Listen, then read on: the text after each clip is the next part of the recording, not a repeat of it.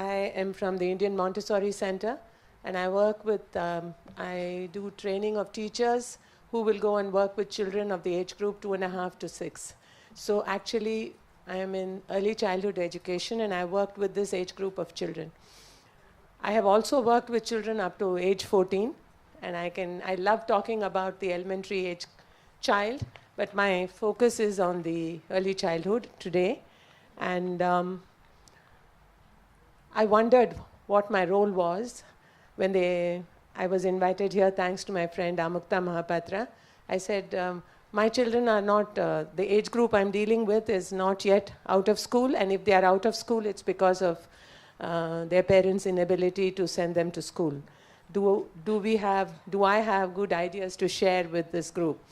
But then I read up the Sustainable Development Goals, and I said, well, early childhood education has to be a strong foundation, and that will hopefully lead children not to drop out of school themselves if they have a good sense of their selves. And so we'll go on with that. Can I try? Can I try? Is it working? Yeah. There you go. Yeah. So my title says Creating Nurturing Learning Spaces for this age group. And as I told you, I have worked with, in India, in the south of India, worked with teachers in the fishing villages along the coast of Tamilnadu, which is a state in southern India. And more recently, I have worked with the teachers of the municipal corporation schools in Chennai, where the children come from the economically underprivileged sections. The teachers themselves, some of them are from economically underprivileged sections. And I am part of the training. So what I have learned through this interaction with the teachers is that we need to be flexible in diverse ways. As Liz said, in our teacher training, it is the transformation of the teacher to look at the child differently, that she's going to help every child in her classroom. This learning has made us realize that the foundation of this early childhood care and education has to be so strong that the superstructure of later education can be built on that foundation. And so let us see where the nurturing learning spaces. I also read this from the Sustainable Development Goals of United Nations, and I felt the impact of effective intervention in early childhood education is evident in prevention of the dropping out at primary school level. I think this is the basis on which we have to look at universalization of early childhood education, and the Integrated Child Development Services in India works towards that, which is present in all the states of India. Here I have pictures from the public schools, where I say that a place that nurtures the natural inclination of children to learn. I would like for us to start with the faith when I go there is that I know that children want to learn. Children want to learn, and we all know it because children learn their mother tongue without any coaching classes or tuition or schools. They learn it so beautifully. The children here speak Thai, and I'm trying very hard to say hello and thank you, and I can't get the pronunciation right. Children learn so naturally and beautifully. The child even learns not only the language, he learns which parent to go to get chocolates, which grandparent. I'm a grandparent, and I know my grandson knows what to ask me and what to ask my husband. They are very, very smart. So, and yet teachers will tell you that my children in my class don't want to learn. They don't want to do things. I think we have to look at ourselves and not the child. Space that will create, again, as Liz said, help for every child in the class, not for the group, but for each child, how he needs to be helped, we have to look at it. This environment allows children to make choices. They can work with the material as long as they want, and what they learn then becomes their own discoveries, their exploration. The child's exploration and his discovery, I think, which lays the basis for lifelong learning. And independence is a big point with us in the Montessori environment. We believe children can be independent, and there are some pictures that later you will see. Here, when I look at the child's needs at this stage, they need a safe environment. They need safety is in this day and age, I think the most important, it's priority. In multiple ways, we have to look at the safety of the child. And I'm not going into the details of that. And age-appropriate learning materials, I would like to say that this is for the 2.5 to 6-year-old. The materials are all there on display. The children can reach them, see them, and reach them, and choose to work with them. I'd like to spend a few minutes on the Society of Children with the Same Needs, because we have the 2.5 to 6 in one classroom, and we call it the developmental age and stage that goes together. The mixed age group, or the multi-level, I think, it works because they all, there's so much of sharing, of caring, and all the materials belong to all the children. There is no mine and yours. So there is no sense of competition, and if a child chooses the material, the child behind, even if he wants to work with it, cannot take it from the other child's mat. The mat belongs to the child who is working with. The material belongs to the child who is working with it. So there's a lot of social development, and a cohesive society is formed from the time they are 2.5.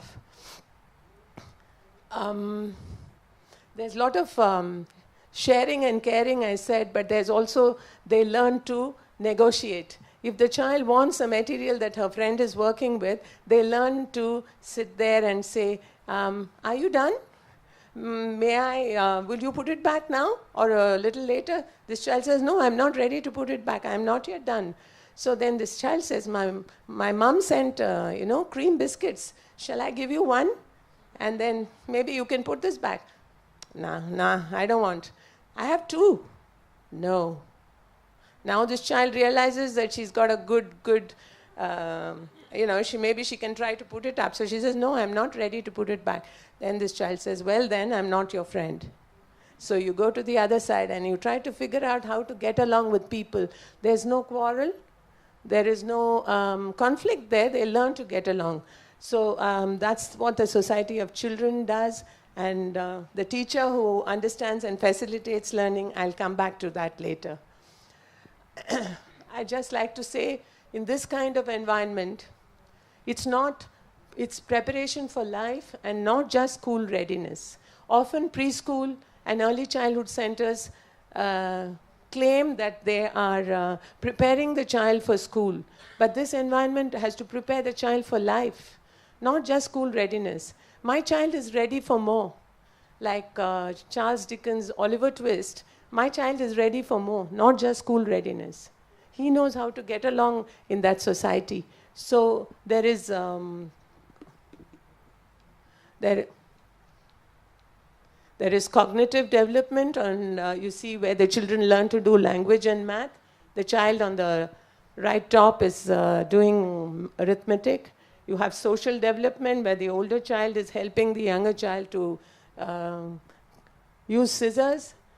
There is physical development. When you see the child walking with, holding something with such concentration, we say there is physical development in every activity. There are different kinds of movements. There's pincer, holding it. There's prehensile. There's large body movements. In the child living his life in the classroom, he uses different kinds of grasp and hold, and he's moving around all the time. So there is physical development also is taken into consideration. And the emotional part, again, I'd like to linger for a minute, is the child there on the left. You see him putting something on the teacher's forehead.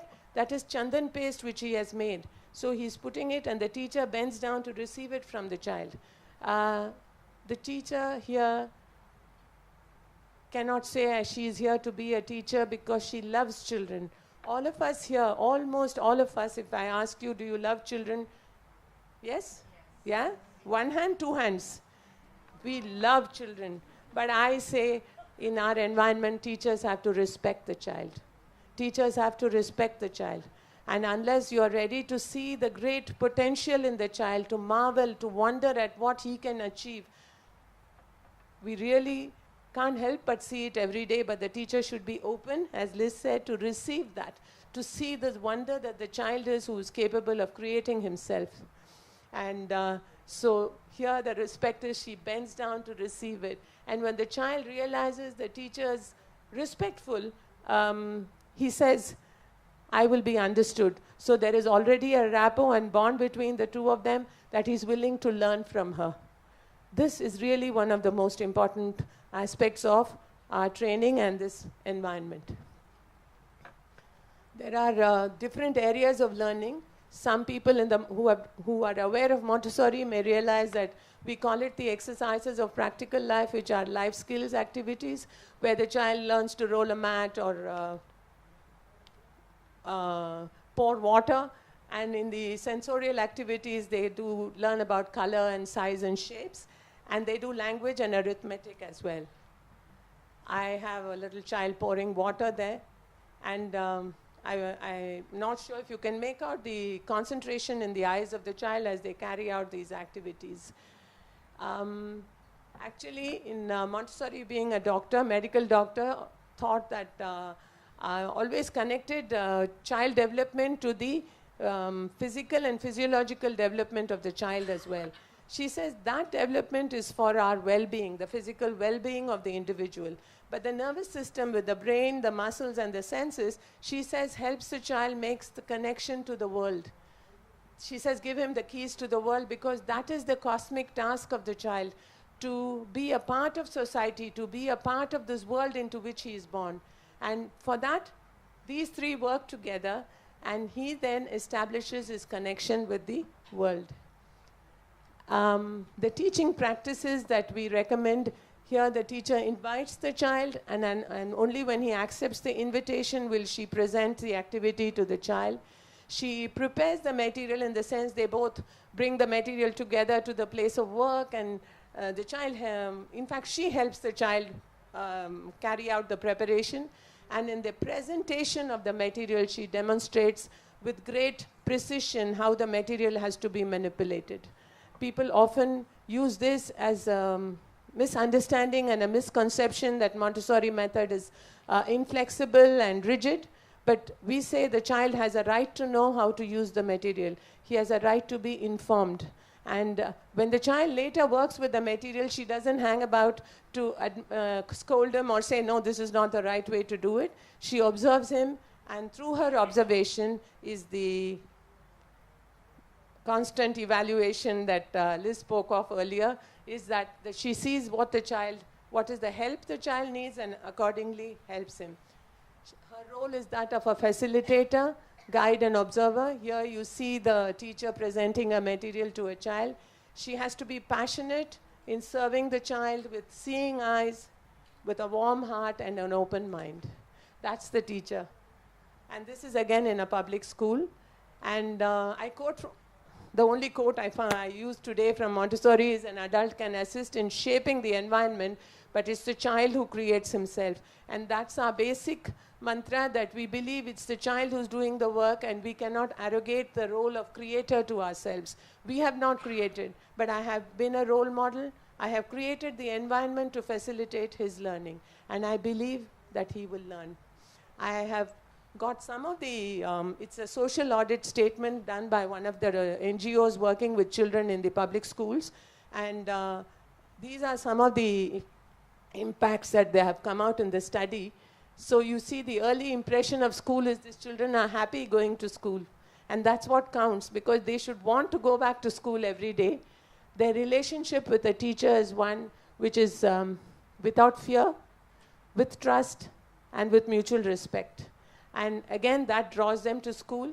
Here, you see a child combing her hair. There is sense of self-esteem. She feels good about herself.